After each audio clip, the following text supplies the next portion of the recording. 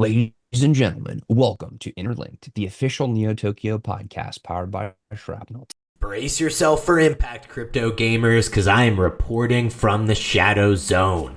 STX1 just wrapped up. It was an absolute banger. I know I was out there grinding for my Sigma, trying to get my missions complete. Only problem is, I suck. So I got most of my Sigma, full confession, off of dead bodies and extracted my ass out of there. But I'm going to get a second bite at the apple in STX2 dropping right around the corner. And it's going to include new map updates, suppressors, which I'm excited about because I want to live my inner James Bond fantasy. And I will be there grinding for some more Sigma. So if you haven't gotten a chance to get your extraction pack, now might be the time so you too can drop in.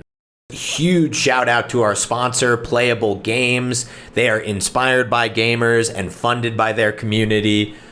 They have a epic game on the Epic Games Store, a third-person shooter called Nexus. Hop on in there and check that out. They're also currently selling nodes, so if you're interested, check that out at their website, playable.games. That is a 3 instead of a B on Playable. Now strap in for the rest of this episode of Interlinked. Today, we have the legends from Decimated. We have Mr. Stephen, Mr. Adam. Welcome to Interlinked. How you guys doing today? Thanks, Ben. Great. Nice to speak to you, and thanks for getting us on the show. Yeah, absolutely great to be here. Stoked. Looking forward to chatting with the NT community. 100%. Really excited you guys are here. As always, the living legend, Mr. Nick, Crypto Atheist. How are you doing, my friend? Dude, doing wonderful. Like always, just another wonderful day to be talking about some crypto gaming. Let's do it. Rock and roll, guys. Well, Stephen, Adam, really appreciate you guys hopping on. I want to build some foundation here. And, Decimated has a really great reputation in the marketplace, in the whole crypto gaming industry. But I really want people to get a foundation and a deep understanding of who you guys are and what the project really is. So maybe you guys can tell us a story. Obviously, we have some time here for some really long form content. Let's go with the long form version. But what is Decimated? Maybe you can, catch us up on the history and the story. Yeah, cool. Absolutely. I'll jump in here. So I'm Stephen. I'm the CEO and the creative director of Decimated. I was working in the video games industry for most of my career, for around 10 or 11 years before I started the Decimated project. Back in 2017, 2018, which I think was very early for doing Web3 games, but still I could see that it was something that was going to be coming in the near future. So I started building as early as that, I was prototyping Decimated in Unreal Engine 4 with a plugin called Etherlinker, and we had an Ethereum token that we were testing with in our kind of initial prototype death matches. Many, many years of like prototyping and investing in my own project and trying to raise capital was a real struggle. It was kind of like the indie startup kind of phase. Then thankfully in 2021, during the last kind of hype cycle, we were fortunate enough to raise capital. We raised 4.1 million, which gave us the opportunity to scale up the team from 5 developers to around 55 developers. And over the last 2 years, we've been working diligently on the alpha version of Decimated. We reduced the team down to about 35. Because we thought that 55 was maybe a bit too much. And we launched the closed alpha at the end of 2023 in December. So Adam, our community manager, he's been managing all the influx of people that have been coming in to playtest the game. We do regular playtests every Sunday. We have our own token called DO, which is used for all in-game payments inside the game and also rewards. So people do missions inside the game. It's essentially like a huge open world multiplayer survival game, similar to DayZ and Arma Wasteland. So there's NPCs in there that you can kill. There's places that you can scavenge, loot, places you can explore. You can team up with other players, or it's the kind of game where you don't know if other players are going to be friendly or hostile. You kind of have to ask if they're friendly or hostile. And then sometimes they're friendly and you can team up with them and then you can do missions together. You can share loot. You can say, look, I'm running out of water. Have you got like a bottle of water on you? Maybe I could exchange for some ammo clips. But a lot of the time, other players will just shoot on sight. So you have to be really kind of cautious. So what we have is we've got 3 different types of factions that players can choose from. We've got the human citizens, the good guys, I guess you could say, the cyborg cops, who are like the oppressive guys, and then the wasteland raiders, or the marauders as we call them, who are kind of independent, and they kind of typically will kill anyone on site, and players can choose which type of faction they want to play with. And there's no team killing when you're in those different types of factions. So if you're part of the Cyborg Cup faction, then you essentially are teaming up with other Cyborg Cups. You can get vehicles and you can roam around the wasteland, and you can find human citizens to push around and wastelanders to kill. So and over the years, the project has kind of pivoted. It's always been a Web3 game, right? Even from the early days, 2018, 2019, we had a prototype which we pitched at this crypto games conference in Kyiv. We were the winner of the best blockchain game, even when we were still in that early stage. And that was when we just had a deathmatch arena where every time you got a kill, you would get one token from the person that you killed. But we realized early on that that was kind of slow and expensive, especially on the Ethereum blockchain. So we decided we should really be settling at the end of every match, who was the winner, who got the most amount of kills, kind of like a leaderboard system. And that was all happening on chain. But then, we took a break from blockchain development and we were focusing on the core features, a lot of the vehicle physics, the weapon physics, expanding out the open world. And there's some videos on our YouTube channel of the development phases over the last few years. And then around the time that we raised capital, we were trying to evaluate which chain would be best for Decimated. And we evaluated Polygon, and Polygon invested in the project early on. We thought about Avalanche, we thought about Solana, and several others, Immutable X, for example. And in the end, we decided to go with Solana. We minted a token on Solana, and we did a launchpad sale and listed on several exchanges. And we realized that I think that building a game this ambitious on chain would be quite problematic from a technical standpoint, and also maybe from a risk standpoint, because you don't know if there's going to be exploits in your game where people might be able to farm your tokens and then exploit the economy. And I think that with these types of games, it's always a battle between the developers who are trying to balance the economy and the people who are playing it who are trying to find exploits in it, right? So what we did was, over the last couple of years when we've been developing the product, we've essentially got a leaderboard system, which is like a play to airdrop type of gameplay system, right? So people are still playing a game, and it's a very traditional game where people are playing inside the game and doing missions, but there's no instant cryptocurrency rewards inside the game. It's more that if you play the game and you rank higher up on the leaderboards by the number of kills that you get, by the number of races that you win, by the number of missions that you complete, by the, all sorts of things that we're going to include in the game. We'll issue rewards of DO tokens on let's say a bi-weekly or a monthly basis, for example, to encourage players to come and play test the game, and also so that we can notice if there's anybody that's hacking the game or trying to hack the game or trying to find exploits. At least we'll be able to still maintain control over the emission of the tokens inside the game. Originally, the plan was for us to have all of the in-game items, not the consumables, but certainly the vehicles and the weapons and skins and things like this, but they were all going to be NFTs. But because we realized that it's unlikely that a lot of those assets are ever going to leave the ecosystem, that we thought we'll just have token utility for the game. And then when we do NFTs, we'll have the profile pictures, much the same way that you guys are doing with Neo Tokyo. We're actually doing an NFT drop of our profile pictures at the end of Q2 of this year, or maybe the start of Q3. And those are also going to be interoperable with our other games that we have in development. So we've got some partner studios that are working on brand accessories, like accessory games for Decimated, which will be browser-based or mobile-based. So we're really, really excited about that. Also kind of in a pixel art style as well. And there's going to be lots of other features and functionality and rewards for having those NFTs and having them as part of in your user account when you're playing Decimated, So yeah, from here on in, I think that our goal is really to continue working on updates of the closed alpha, which people are play testing right now. We have several hundred weekly active users. It's around a few thousand monthly active users. And they've been playtesting the build that we launched in December for the last few months on a closed alpha update, which we're going to launch at the end of April. And then beyond that, we're going to do the open alpha, which will be at the end of this year, so that then we can actually open up the floodgates and let the general public into playtest the game without having a kind of barrier to entry where they have to join our Discord and level up, for example. So right now, it's our core community that are able to play test the game. Those are people that are loyal fans of the project, who are really active in our community, who are supporters and help us like with brand awareness on social media, for example. They deserve to be rewarded first, so they get whitelist access to the game, and then also to the NFT sale as well when we do that. So there's a lot that we can talk about because as well as developing Decimated, we're also developing a lot of tools and technology for game development, because we're not just making one game. We're building all this technology to build multiple games, because we do come from the traditional games industry. Myself, I've worked with the likes of Ubisoft, 2K Games, Gearbox Software, and even Cloud Imperium Games on the Star Atlas, for example. Not directly in those studios, but more in the creative production side of things, where we were helping them with art, animation, cinematics, and VFX production.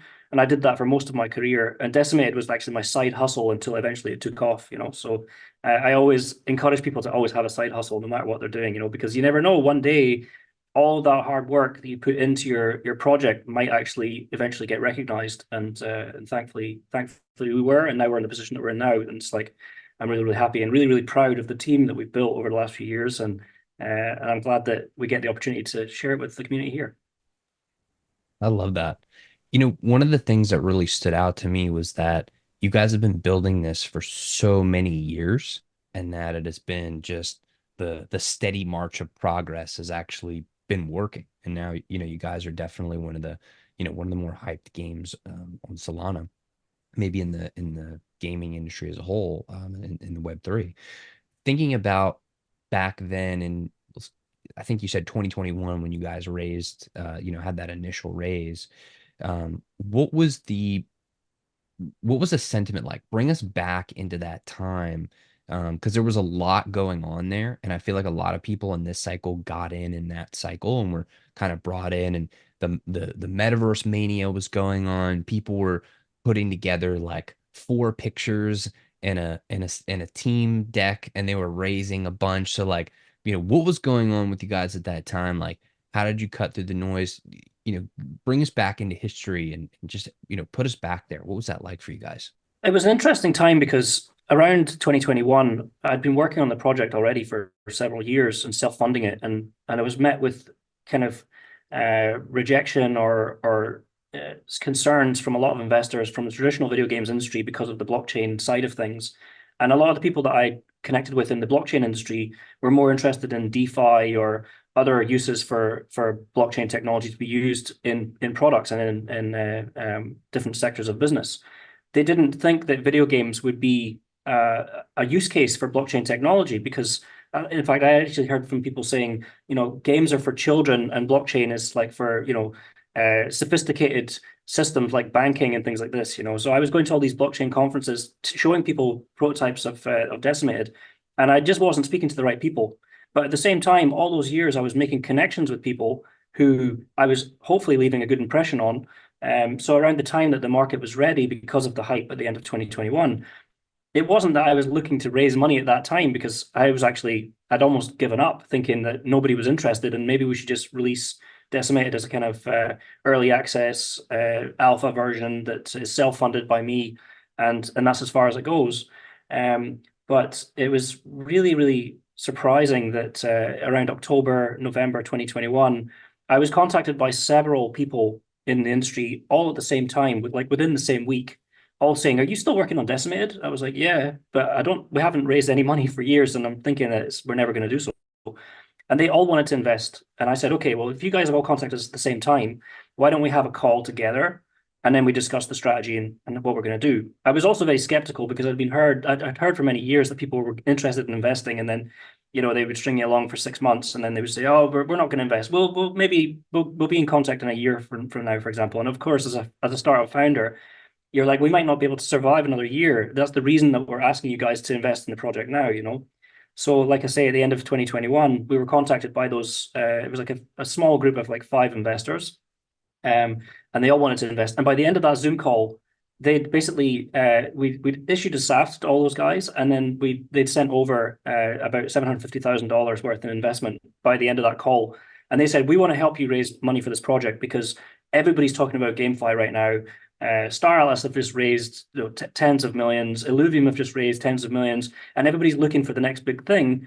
And you guys have got a market advantage because you've already got a product that people can see. That you've got your game on Steam already. You've got like videos and trailers. You've got a track record of development and struggle as an indie developer, as an indie development team.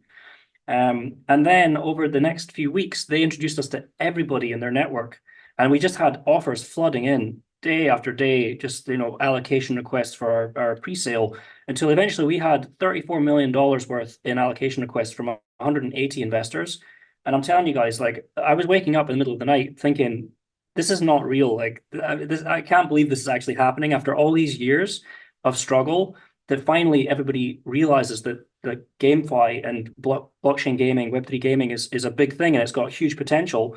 But of course, we couldn't take all the money because we were only selling a limited supply of our token sale, of our tokens. So we actually had to say no to the vast majority, to about 140 investors, and we brought on around 40 of them.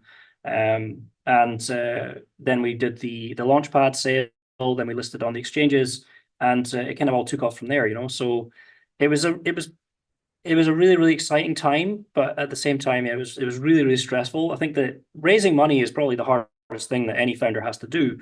And even when you've got all the offers coming in, because everybody's super eager to like get involved early, it's still really hard work, and it's really, really stressful because you've got to manage all these people who are really eager and fighting each other to get early allocation. So I'm looking forward to seeing what other projects are going to raise capital this cycle, because it's a really exciting time, and I'm happy to offer advice to anyone who's looking to do a similar type of raise like we did, because I learned a lot in those few months.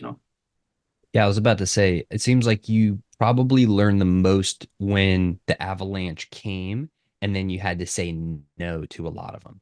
Because we have these inflection points in our careers and our businesses and whatnot. But I mean, that's a huge one to go from fighting to get their attention to them fighting to get yours. I mean, that's a really big shift. A lot of the founders that are listening are probably going to be like, wow, you had 34 million and you only took 4. Like, what's going on here? Why would you not say yes to absolutely everybody? They would punch a small child in the face to get all of that allocation into their project. So maybe you can just kind of talk through like, why why wouldn't you say yes? Why could you not say yes? Talk us through that, and how did you make those decisions? Why did you make that particular decision for those 40 versus the 140? Like, talk us through that whole thing, because right now, at least what I'm seeing, is this is kind of the golden time for a lot of projects. Everybody's trying to raise, investors are excited, everybody recognizes that we're kind of at a very special point in the cycle where nobody really thinks that we're at the end of the bull. We're kind of all think we're at the beginnings or the early to mid stages of the bull. And people are trying to get their rounds in because they don't want to wait too long. If you raise too late in the bull, most of your vesting happens in the bear, and then investors know that, so they're not as eager. So everybody's trying to get it in like right now in real time. So I think these sorts of lessons and principles from exactly what you're talking about is going to be critical for a lot of people right now in this very moment. Yeah, sure. So obviously, it was a strategic choice for us to only take the 4 million. We extended it to 4.1 million when we brought on some influencers and KOLs and things like this to help us with marketing the project. And of course, during the time that we had all these offers, there was a lot of people that we didn't know that were requesting allocation. And so we had to have calls with all of these investors one by one. It's probably the busiest time of my career, 8 o'clock in the morning till 8 p.m., just in calls, and then going to the sink and having lunch over the sink, and then going back to the laptop to continue with the meetings. And I had advisors and also those original core investors who were also advising us on the strategy on how we should structure the raise. And obviously they wanted it to be nice and exclusive. We didn't want to sell too many of our tokens too early, because we would have had a tremendous amount of selling pressure. And as you can see from our chart as well on CoinMarketCap, we did have a lot of selling pressure even with the 4.1 million raise. If we'd raised more, and I wish that we had raised more, but it's all about how do you structure your vesting schedule? How do you calculate your cliff periods and all these kind of things to mitigate the most amount of risk? If I was to do it again, I think I would have raised more capital, but I would have made sure that the investors opt into some kind of programmatic liquidation system where they can't just dump on the market. It's like if the price goes up and then they just start dumping, because you can see what happened with us over the last 2 years, and now we're starting to see trend reversal. I think that if we'd had a much longer cliff period to kind of let the market kind of organically determine the price, then we wouldn't have seen such a steep spike in price and then a sharp drop in price over the last 2 years. So the choices that we made about who we brought on and who we let go or who we postponed to the public sale was largely to do with their reputation. The support they would provide to us in terms of connections to tier one exchanges, brand awareness in certain jurisdictions, helping us with contacts with marketing agencies, influencers, KOLs, this kind of stuff.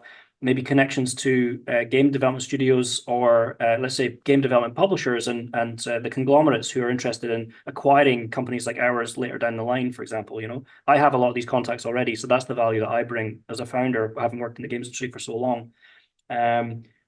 There was a few investors that we turned away because they were simply just a pool group of people on Telegram, which we thought is a big risk because we can't do KYC on 10,000 people in a Telegram group who want to buy $100 each, and we didn't want to attract negative attention on our company for doing a raise in a non-compliant manner. So we had to do everything by the book. We made sure that everybody did KYC.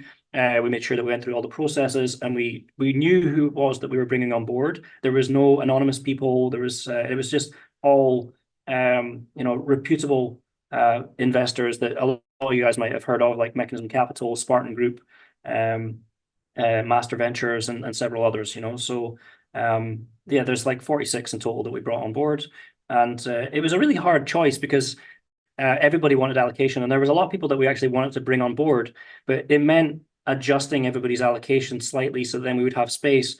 And eventually we were running out of time because we were like, if we don't do it now, then we might miss the opportunity to launch on the exchanges, because exchanges as well, they've always got an influx of projects that are trying to list and do exchange offerings and things like this. So if you're hesitant about listing, they might say, okay, well, guys, we're going to focus on the next project. You had your chance. We sent over the listing agreements and that kind of thing. So the time was of the essence. We had to get everything done and wrapped up.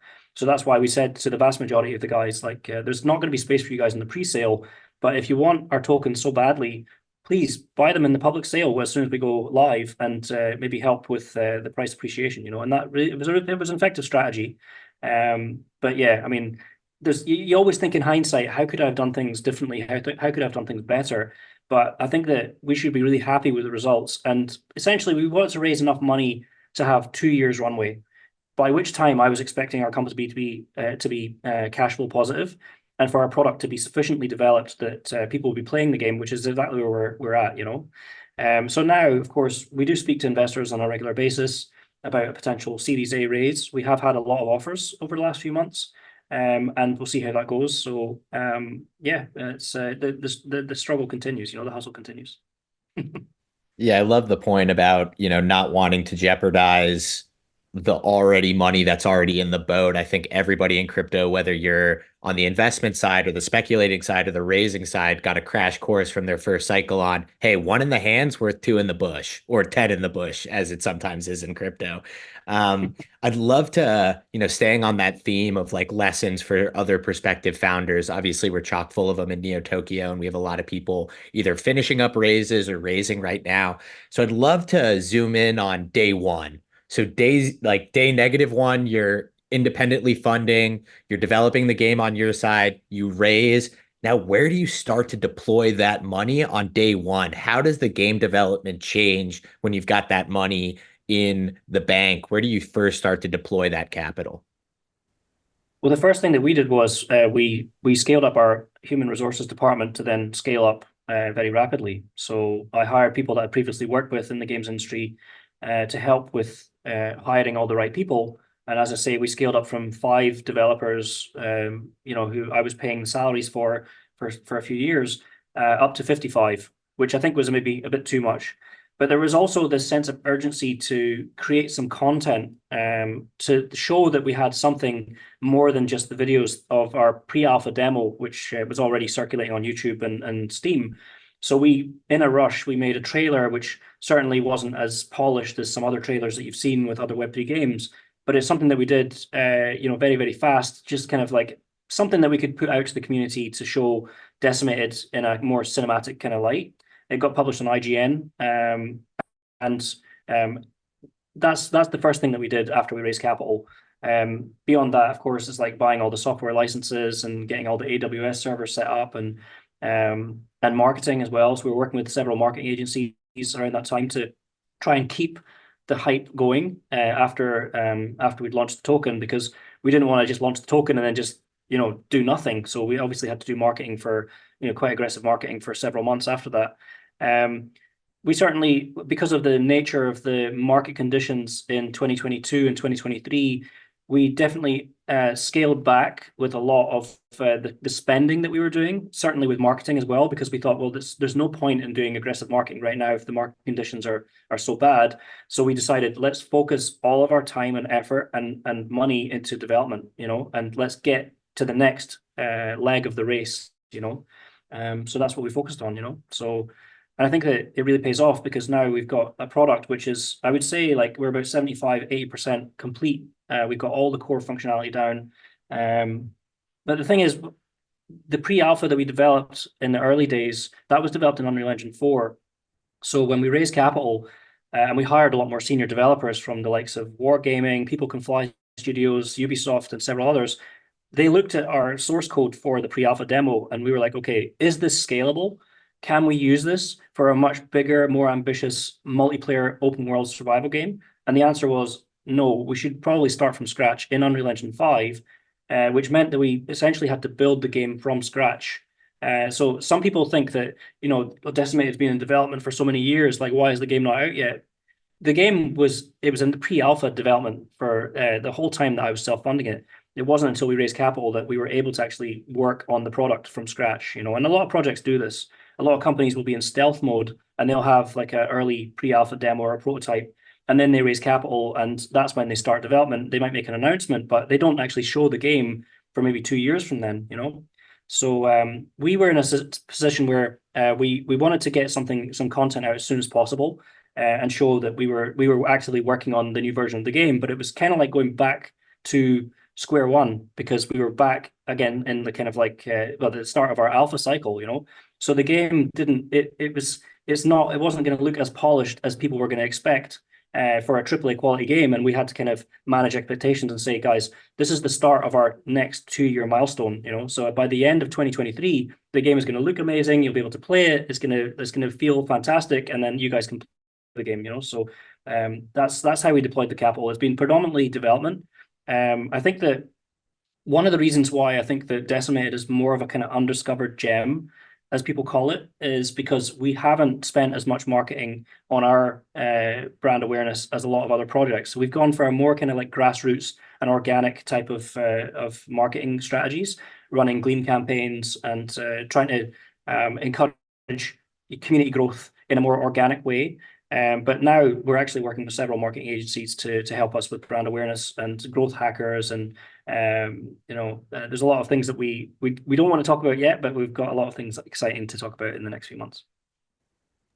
Yeah, we don't need you to reveal too much of how the sausage is made. Obviously, the hype, the anticipation is a big portion of effective marketing. But I'd love to sort of get a feel for how you're thinking about it. Now we're in 2024. You're an established player in the scene. You've got the Solana super strong narrative right now. How are you guys looking at, positioning yourself from a marketing standpoint, from a branding standpoint, now that you are in sort of this different position where you're not a newcomer, you're more established?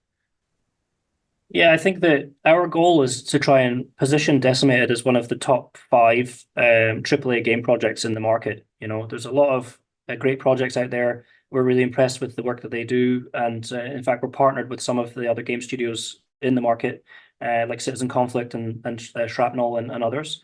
But what we want to do is we want to be we want to be in the headlines as much as the other projects that people are talking about. So we want to bring on a lot more influencers and KOLs, some of whom have heard about us, but they haven't play tested the game. They're maybe a little bit skeptical, a little bit dubious because they haven't actually got access to it yet. So yeah, we're actively reaching out to as many people as we can, Adam especially, to reach out to all these people.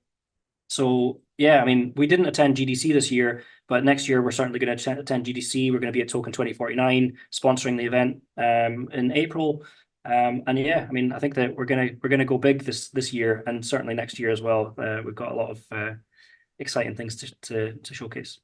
Yeah, I think one thing that we're sort of, so I mean, obviously you want to try and have that USP, that kind of unique selling point in the market as well. And I think like Decimated is kind of positioning itself quite differently from a lot of the games on the market in terms of being like the first survival open world kind of game on the marketplace.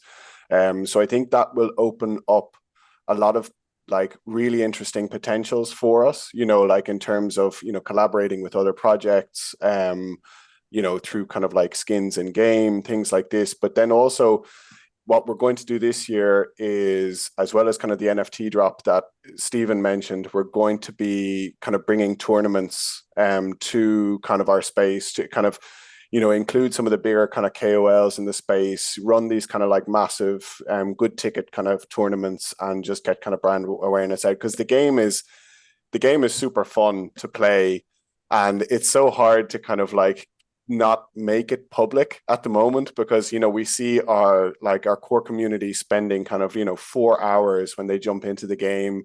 You know, they're all racking up their Steam hours already, and so you know, you get this pushback from the community being like, just launch the project, you know, like just get it out there, come on. But it's, you know, like there has to be the right time and place for these things, so it's a struggle not to make it public. We really like what the guys over at Shrapnel did. So, you know, like we're looking at what each player is doing in the space and kind of thinking about how we can iterate on those, because obviously you learn from all the other people in the space, and crypto and Web3 gaming is it evolves at such a quick pace, you know, that you have to be really diligent at watching what other players are doing and what other players are doing well, what worked. You know, like we've all been through all these cycles for free mints, from play to airdrop to play to earn, all these terminologies and everything, and you have to kind of, you know, sift through all the bullshit and find the diamonds in each kind of construct that comes to the space. And that's what we've been doing. We've been taking little bits along the way for marketing campaigns, for community growth, for, you know, game development, you know, what is going to be useful to Decimated in long term in terms of gameplay loops, in terms of integration in the game. So kind of playing your cards close to your chest it throws up some really interesting solutions for the long-term haul, you know, and that's definitely something we've been kind of doing, is building in the open, showing absolutely everything that we're doing, but playing some serious hot potatoes close to our chest.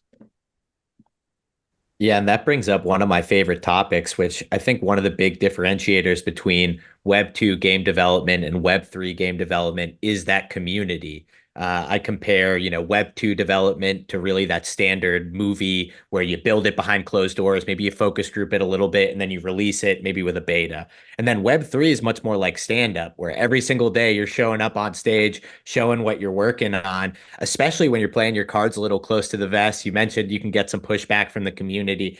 How do you manage those expectations? How do you, you know, absorb all the really positive effects of having a super engaged community? But it's a double-edged sword, because they can critique as much as they compliment. Sometimes they lack the overall vision. You know, you've got just a mix of, you've got the hardcore gaming enthusiasts, you've got the speculators, you got the degens, and, you know, you kind of have to manage everybody's expectations. So I'd love to hear a little bit of how you guys are doing that.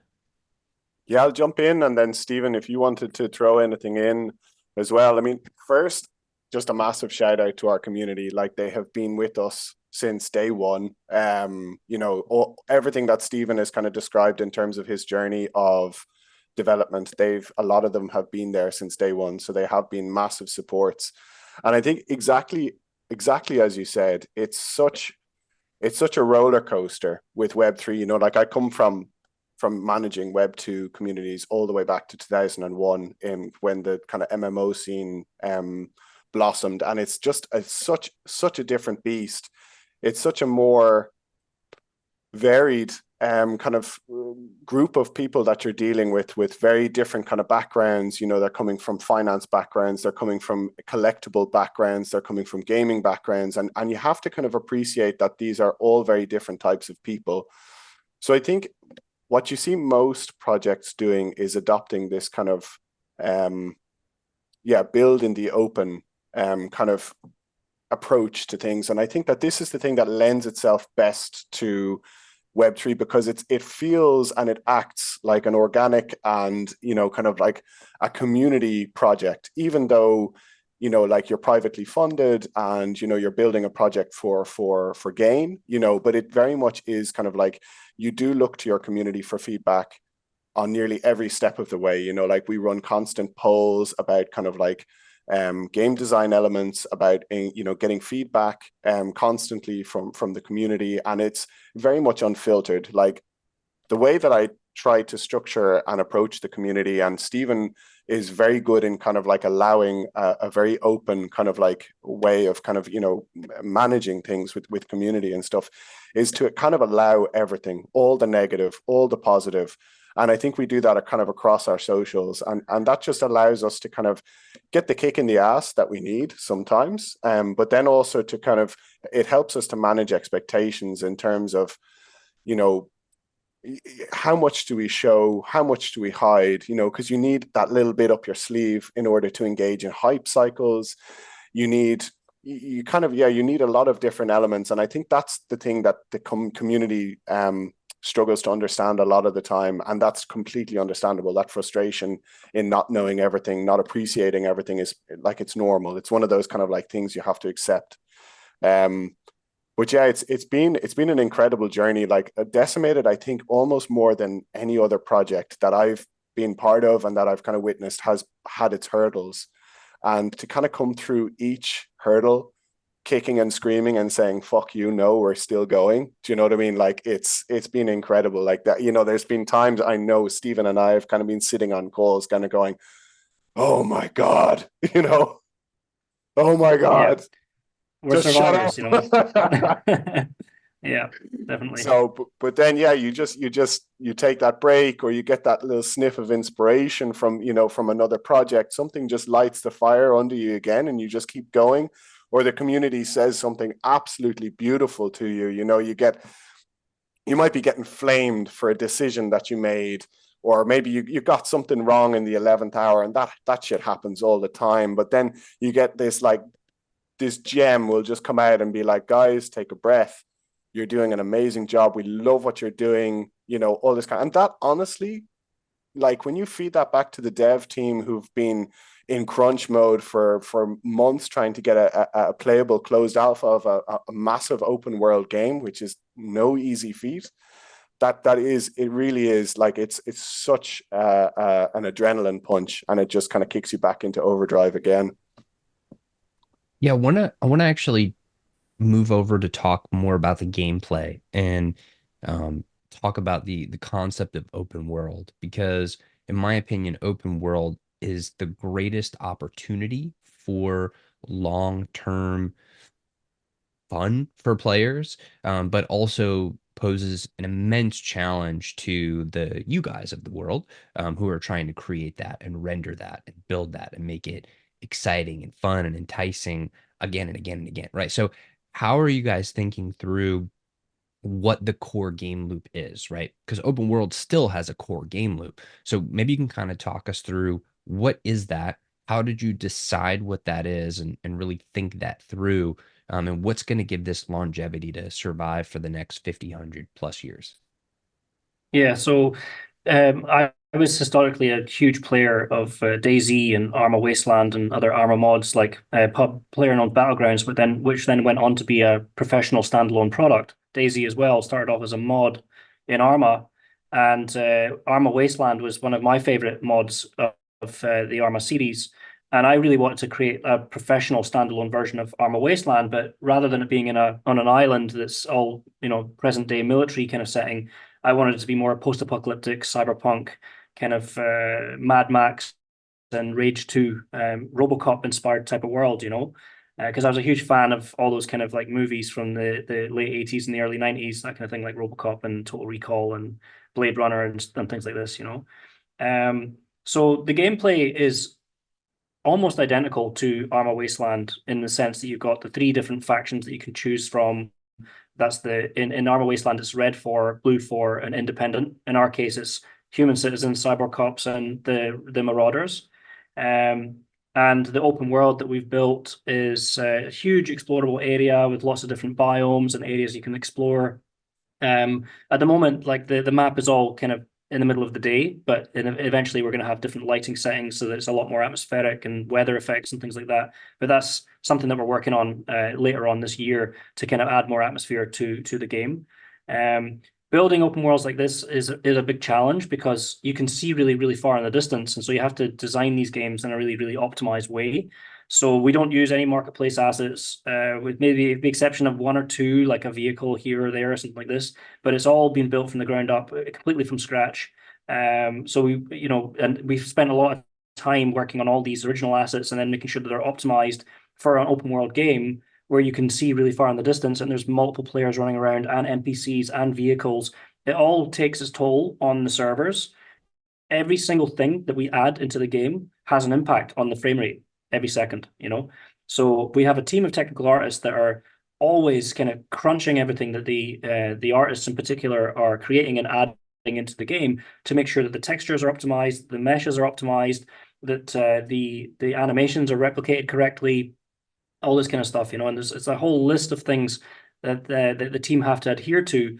And the good thing is that we're learning so much about how to make these kind of open world games at scale. Also, with all the people we've got on board who, like I say, have come from other studios like Wargaming and Ubisoft and Jagex and others. So bringing together all that experience to make a game like this is one of the hardest things that you could possibly do. I think that I'm quite skeptical of a lot of projects that say that they could have, let's say 10,000 concurrent users in a massive open world.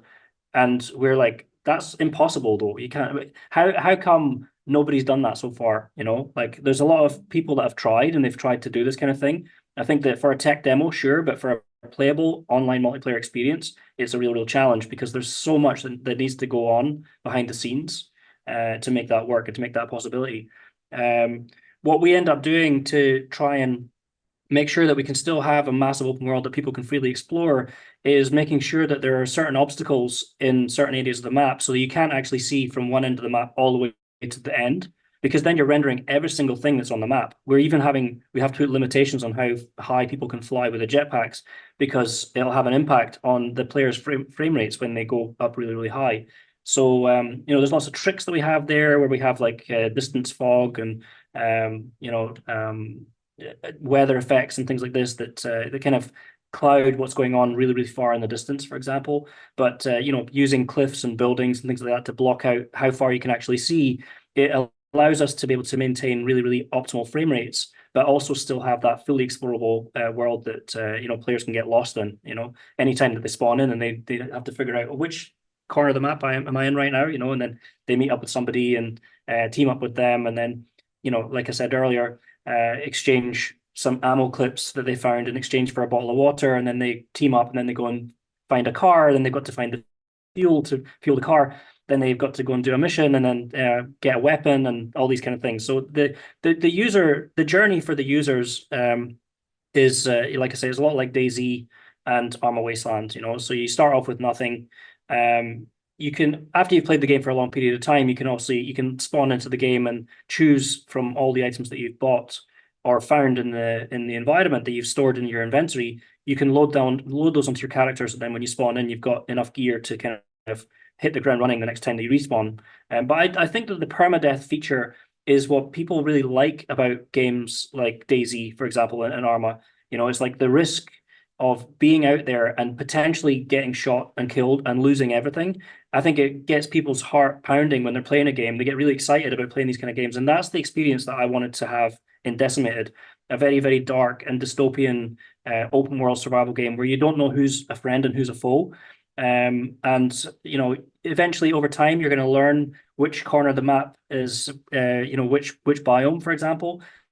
But there's always going to be missions popping up randomly around the map. And our job as the dev team is to continually add new missions and new content to the game to keep people excited and engaged every month with the new character outfits that they can choose from, the weapon skins, the vehicle skins, and other types of accessories, etc. So when we get to that stage, after we've launched the alpha version at the end of this year, then we'll be in the live ops stage where it'll just be adding new content, fixing bugs, and I think they will be adding less features in at that point in time because it'll be all the core gameplay. The core verticals of gameplay will already be in there.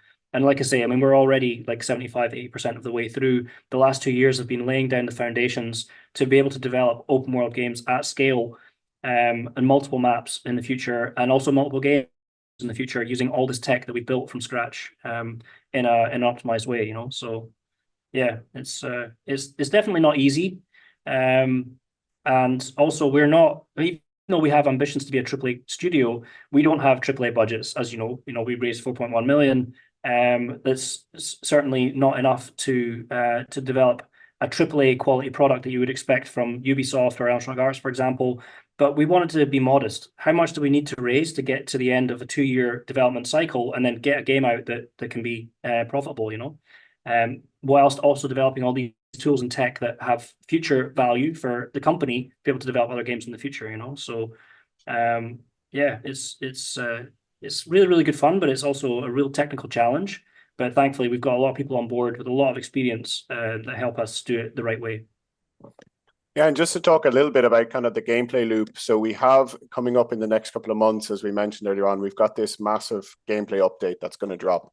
And that's going to kind of bring tournaments, missions, a lot of updates to the core kind of gameplay mechanics that we've been receiving feedback from the community on. And those would be kind of the iterative changes that we're going to make. So that's going to really open the gameplay up to our vision of Decimated. So I mean, you'll be able to kind of load in, you'll have nothing when you start, you'll have kind of a persistent inventory.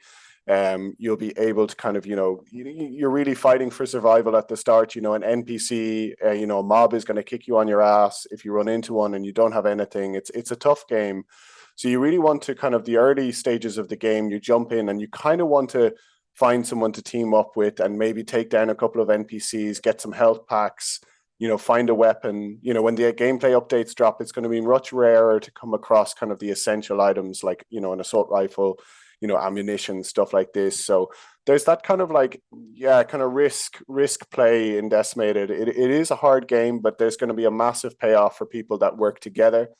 The missions that we have launching, not to give too much away, but, for example, something that we'll be integrating is kind of, hunt and kill. So teaming up with other people, you're not going to know whether that person is going to stab you in the back, but you're going to go off, you're going to do missions to kind of take down NPCs to liberate kind of like a town or an area on the map. We're going to have kind of skirmishes where you might need to assist a convoy moving through the map. There'll be 2 teams playing the mission. There'll be people looking to disrupt the convoy and there'll be people looking to guard the convoy, kind of moving through the map.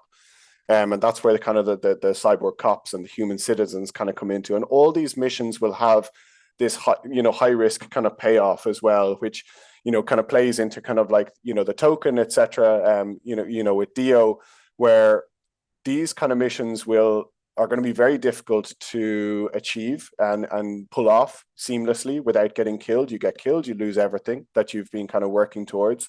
But then if you do achieve it, it's going to help you kind of get ranked up in our tournament system. And those people that rank in the top 10 or whichever will get their kind of airdropped Dio token. So yeah, so we're really excited about this. And the other thing that's really exciting about Decimated is each faction has a zone. The map is massive, but each faction has a zone on the map. And these zones are going to be, kind of like very hotly contested kind of PvP areas where you're going to get people wanting to kind of get inside. People are going to be able to kind of build their own turrets to defend these areas. This is all kind of like stuff that we've got in the pipeline that should drop, but we're really excited about. And there'll be one neutral zone in Decimated where you can go kind of trade with other players. You can you can interact with kind of like AI NPCs to, purchase weapons, etc. There's a credit system in game, just credits that you get from killing certain NPCs, etc. That's what you can use in game to buy things, like weapons, etc. And so those neutral zones will be, highly populated and kind of like interesting hubs to be in. We'll do kind of events and stuff there as well. But that would be kind of the core gameplay loop. Travel is like a massive part of Decimated. So, things like jetpacks, cars.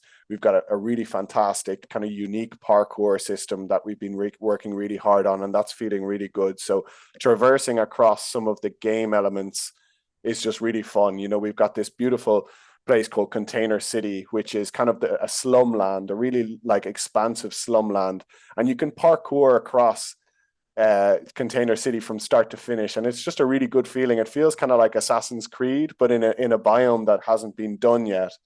And our aim eventually is to make these kind of spaces open to players that they can own a part of these little cities within the factions. You can have an apartment where you store your car, you store your vehicles.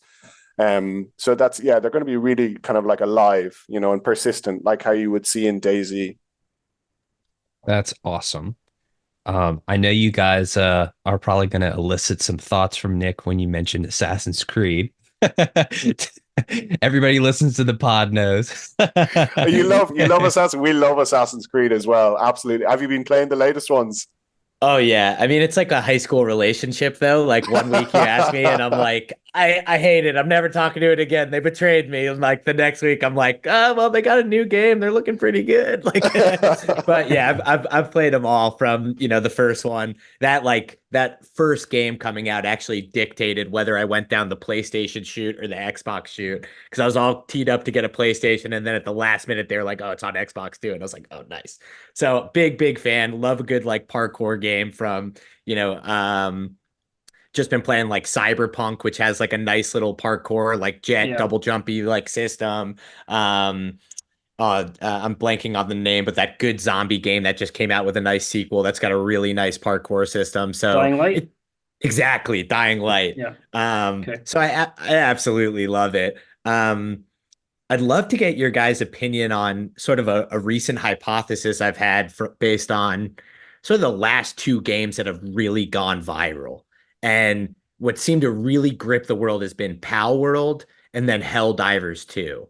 And I think the two like metas that are developing from those two games is on the Pal World and the Helldivers side is memeability, where it is a game that was almost designed to have these fun moments that you share on social media, where whether it's your pals building guns or fighting something, or Helldivers 2 and the way that they integrated the ability to have the characters on Instagram so you can have your own sort of like avatar. So I'd love to know, is that something that you guys are thinking about? Like the memeability factor. The other thing with Helldivers that I think is really cool is that it gives you this sense of purpose where you're affecting the entire world. You're fighting to liberate these planets. Sometimes you can unlock new content for the entire game by liberating a planet. So just curious if any of those metas you guys have seen or trying to install into Decimated. Would love to get y'all's take on that. My thoughts really are that we have to create a game that's fun to play and also fun to watch, so that people can create their own content and then post that on social media. I'm a huge fan of YouTube channels like Frankie on PC, Sada Plays, Jack Frags. Those are the kind of like traditional Web2 gaming influencers that I'd really like to have play Decimated, because they actually carve out an entire story for themselves inside the game world, which people are happy to sit and watch for an hour of this journey through DayZ, for example. So yeah, that's really important for us and for the game that we're making. I don't know if Adam's got more thoughts on that as well. Yeah, for sure. I mean, it's definitely like I definitely come, from kind of meme token background and kind of an NFT degen, and I love that angle of things as well. But I guess you have to kind of like balance it when you're making a game. You have to balance kind of like the importance of certain things. But I think, I think once you start engaging with KOLs and stuff in the Web3 space, you start to see the potential in your game for where it can go. Like someone that really opened our eyes was Stash. Like Stash is just an OG and an absolute hero in the space. And he's very unfiltered in the feedback that he gives about games. And we really appreciated getting him into play, as well as everyone else that has covered Decimated. But that kind of really, I was kind of like, okay, this guy, like he sort of signposts what can be used in terms of kind of potential and stuff. So you do lean into that as well. You get these kind of little nuggets of kind of feedback or kind of excitement, and you do try to lean into those things and influence certain things. Like, for example, we toyed around with some really mental skins very early on the cars and stuff when we were trying to make some absolutely batshit crazy stuff work, and we still are messing around with some awesome skins for the weapons and stuff. Like, I don't know if you guys have played Gears of War and stuff like this, but we want some crazy shit in Decimated as well. And we've got these, something that we're looking at the moment, we've got these billboards in the game that, of course, can feature absolutely anything on them. So that's something that we're kind of like, the potential is there to kind of do some really interesting stuff. I think the most important thing is that we get this fun game out, and then we lean into all this crazy shit that can just, bring that wealth to the community, and that the kind of the humor end, as well as kind of like the interesting gameplay loops as well. So we're all up for it. But yeah, we have to prioritize getting a fun game out first, of course. Yeah, speaking of the crazy skins and whatnot, I would love to see a Neo Tokyo skin and some sort of artwork worked into there. Would absolutely love. Just gonna plant that seed here. We can do that. We might have to include something for our NFTs or something. Absolutely. Let's go. Yeah. That's what I'm talking about. Appreciate that, guys. Look, I know we're very close to the top of the hour here, so I want to be respectful of your time. Um, right now in the marketplace, we are seeing crazy things, right? Bitcoin all-time high, games have pumped, infrastructure's pumped, different everything's going crazy right now. A lot of wonderful games and really fun, cool stuff is coming to market. And so we're at a very different spot than when you guys closed on the 4 million a couple years ago. So can you guys just kind of, from your perspective, just maybe scope out a little bit and like, where are we in the crypto gaming cycle, both from the market sentiment side, from and also from the development of really good game side, also from mainstream adoption side. So what do you guys like? Where are we? What do you guys thoughts? What are your thoughts about that? Maybe you can just kind of share your perspective. I think that we're at a point where there's critical mass with Web3 gaming, and people are not able to ignore it and think that that it's just a fad or a niche.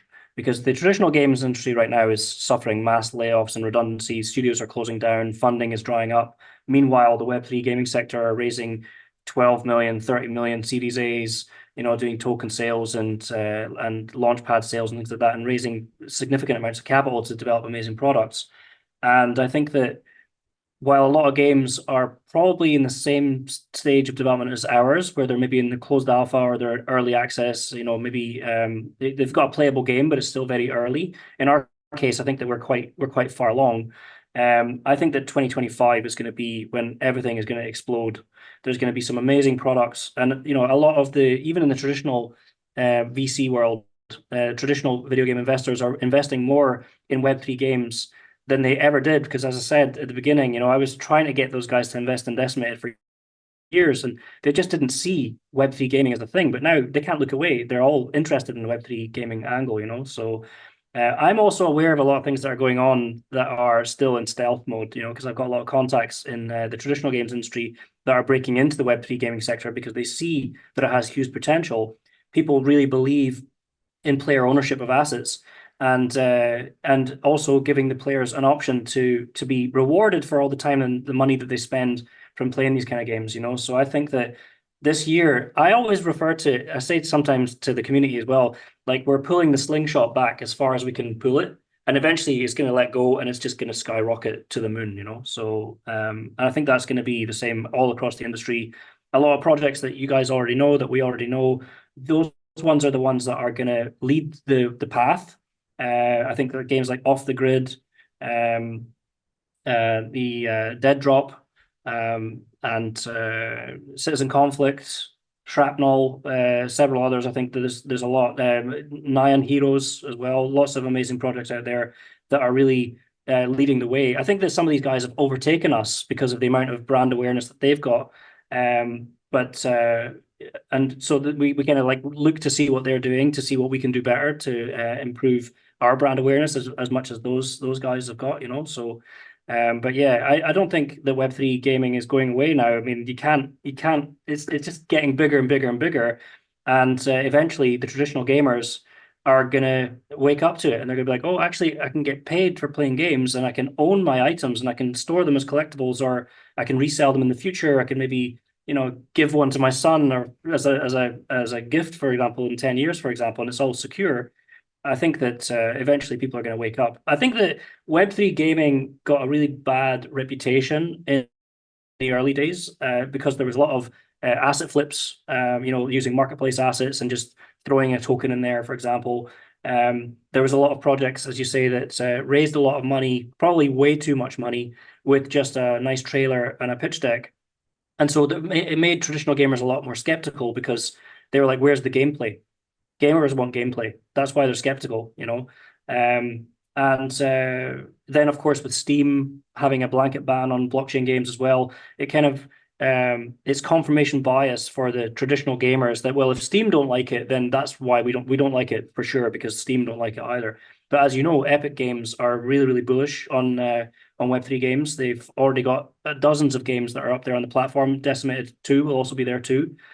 We received an Epic mega grant from Unreal Engine as well, so they fully know what we're working on, and they were really supportive of us a few years ago. So yeah, I think that this year is just like gearing up for a really, really bullish year 2025. So I'm really excited about it. I love to hear that. Well, gentlemen, I just want to thank you so much for coming on the show today. Fortunately, our time here has come to an end. But I do want to give back the floor over to you guys if there's anything that we did not yet talk about that is important. I think we did cover a lot of ground, and I appreciate you guys going in depth on a lot of stuff. So just kind of want to hand back the mic over to you guys. Any last parting words? Could be words of wisdom, could be your favorite joke, you know, whatever it is you guys see fit. But just some parting words to leave us with. We quote Sam Stefania. We say Web3 gaming is inevitable. No, it's coming for everybody. No, yeah, I mean, thank you guys very much for having us here. It's great to, you know, like, because Neo Tokyo is a really good community of a lot of the most kind of, you know, bullish people on the space and the critical kind of thinkers in the space. So it's great to kind of be here and be part of that community. And yeah, just massive props to our community because they've been through everything. So massive props to them and our dev team because they work incredibly hard and are building incredibly cool shit. Love it. All right, guys. Well, thank you so much for being here and for sharing some of your valuable time. Thank you for building in the space as well. Would love to have you guys back on, you know, after a certain period of time where we can see how much you guys have grown and expanded. And instead of, you know, 1,000 monthly active users, you'll have 1 million in monthly active users, or, you know, whatever awesome milestones you guys get to. And then also for those who are watching and listening, watch out for Nick. He's a super nice guy IRL, but very dangerous in game. Can't trust him in game. Yeah. And So listen, if any of the people watching and listening to this podcast, if you want to try Decimated, jump into our Discord, give me a shout. I'm Frantic, community manager, super happy to get people in to play, and then you can give all your feedback to us. If you're a Web3 DGen, just jump in. We'd be very happy to have you. Love it. All right, guys, thank you so much. Really appreciate your time. Nick, as always, thank you as well, sir. All right, everybody. Thanks again, guys. Bye. Thanks, guys. And we'll see you on the next episode of Interlinked. Take care. Tokyo.